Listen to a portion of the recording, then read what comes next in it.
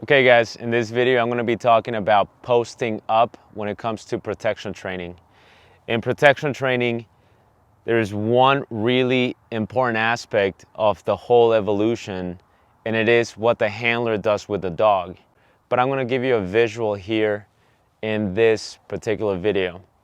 So posting up is a very important part of the evolution because it's what keeps the decoy or the helper safe, but it also puts your dog in the right situation to learn what it needs to learn, okay? And what I mean is sometimes the decoy will tell you, okay, post up, or the decoy will tell you be a tree. So if the decoy tells you be a tree or post up, these are interchangeable things and they mean the same exact thing. What that means is if I'm the handler and my dog is at the end of this leash, the decoy can't reliably do his job and stay safe if I'm doing this the entire time, okay? Because this dog is gonna be in drive, this dog is gonna be really excited to do what it needs to do, and just me doing this keeps the dog moving back and forth, and it gives the decoy not a very accurate picture, or it doesn't give the helper the proper setup to reward the dog with proper timing. Not to mention it can be very, very hazardous to the helper too if you have a dog that is a little bit too excited, a little bit too large, and maybe a little bit on the civil side. So this is not the way to do it, and I'll explain why this is not the right way to do it. If I tell you to be a tree and you do this, even if you are really strong, what's happening here is you're really using your biceps to hold this potentially very powerful dog. Even if you have a young puppy, you don't want to get in the habit of doing this. It's a bad habit to get into. So if I'm doing it this way and my dog is at the end of that leash and I'm doing this, if you look at my stance right now, I'm really relying on my biceps, okay? Here's the thing with that. Even if you have really strong biceps, any little bit of give can give your dog and the helper a picture that is not ideal for learning or for safety. Okay, so remember, look at this, and I'm using my biceps, okay? I'm using a little bit of my back too, but this is just not that reliable. Doing it this way, forget about it. I've seen people doing it this way too. Now you're only using one bicep, and this is just not gonna last. Your bicep is gonna start to get tired. There is that little bit of give that is gonna take place. It's not safe at all, okay? So now I'm gonna show you the best way to post up. This is not a way I came up with. This is how I learned it. This is how I see good handlers hold their dogs. And there are two ways to do this. So one way, I'm gonna put my thumb right here on the loop. Okay, what I'm gonna do next is I'm going to grab the leash like this. Okay, so I'm not holding it with my thumb. The thumb is just keeping the end of the leash anchored, okay? Essentially, I'm just holding onto the leash, but if the crap hits the fan, I don't want it to slide out of my hand. So all the thumb does is it keeps the end of the leash secure in my hand, okay? So I'm gonna put my thumb here. I'm gonna grab that leash very firmly. Then I'm gonna make a fist, and I'm gonna drive that fist into my hip like this, okay? And also, my dog is here. I'm not looking at my dog. I'm not facing my dog this way. I'm actually making my shoulders this way. So my dog is here, okay? So my dog is there. My legs are slightly wider than shoulder width apart. Again, I have a nice firm grasp here, making a fist. I'm putting that fist on my hip. And what I'm doing is I'm running the leash across my body, okay?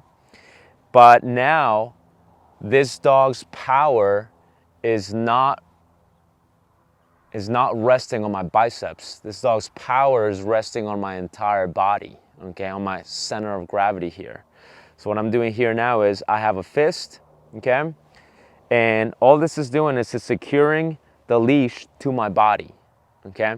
So now, if my dog were to pull, I have my entire body against it. Now this is sometimes what I see people do is they get busy with the hand and then they try to do this. You don't want to do that. If you do this, this is the equivalent of just holding it with one hand. It's not reliable. This is still going to be exhausting for your hands, for your arm, and it's not going to be reliable for the decoy. So once you have this secured, this hand is simply going to do one of two things. It's just going to rest right here, okay? But it's just going to rest there, and you're going to have the dog do all the work, and you're going to notice that all of this pressure now is much easier to handle when your whole body is into it. If you have a really heavy dog, I could even lower a little bit more, okay? So as I lower a little bit more, I'm really making myself heavier when it comes to how much this dog is gonna be pulling me across. If I'm just standing pretty straight and my legs are pretty closed, this is not gonna give me a whole lot of stability. But if I spread them out a little bit more stability. If I spread them out a little bit more and I sink in a little bit more, even more stability, okay? If you have a dog that is a jumper, dog that likes to, when they're in agitation mode, they're spinning, they're jumping all over the place, one thing I can do with this hand is I can also keep them down a little bit to kind of minimize some of that extra jumping that is gonna take place with that type of dog. So doing it this way really, really helps out.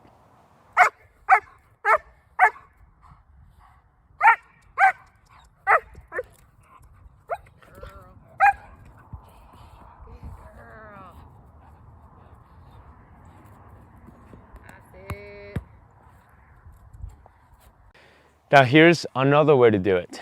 Okay, another way to do it. I'm going to show you a couple of sides here for now, but there's another way to do it. If I have a pretty heavy dog, and maybe for whatever reason, you know, this doesn't work out for me because my body is very different than your body. I've seen people post up, and even if I tell them this is exactly how I want you to do it, sometimes the way their body is structured, which is slightly different for every person, sometimes makes this slightly weird for them. So here's another way to do it too. And the way this works is a very similar concept. So I'm gonna show you my backside first.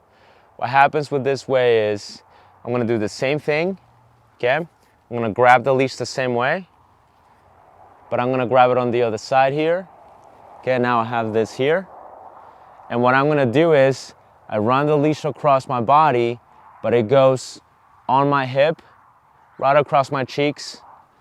And what I'm doing is I'm actually now slightly sitting on the leash. So if I have this very powerful dog, I still have a pretty wide stance on my feet, and now I'm actually kind of slightly sitting on my dog.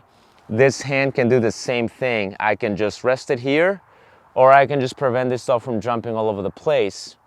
But by doing this, I'm keeping this dog very, very steady. I'm keeping the decoy safe, and I'm keeping myself very, very stable here, okay? This dog is not gonna go anywhere. I'm gonna show you the other side, that way you can see the front of my body. So again, the other way, you're sitting on the leash. I still have my leash like this. I'm still gonna grasp onto that leash. And my hand right here, I'm not punching it. I'm just kind of resting it right here on my hip. And then I'm just doing this motion right here. And this dog could be super powerful, super, super strong. And as long as I'm slightly sitting on my leash, and the key word here is slightly. I don't want to completely sit on the leash because it might seem like it's a good idea. It might seem like this is going to work out great. But if this leash happens to go a little bit too low, you're just going to fall on your ass. And now this dog is going to be free, and decoy is not going to be safe. And you know, best case scenario, nothing bad happens, but your dog's just not gonna get a good training session. So this is going just across your cheeks, okay? If you bank it too high, this can be uncomfortable. If you make it too low, it's not stable. You want it to be just right, like just across your cheeks. That way you can have that slight sitting motion to it, okay? So doing it this way, posting up in one of those two ways, is going to be the safest thing for your dog, for you, and the safest thing for your decoy. But additionally, It will give your dog the best setup to do protection work, okay? Just get rid of this crap, stop doing that. You're just not strong enough to hold a very powerful dog steady by doing it this way.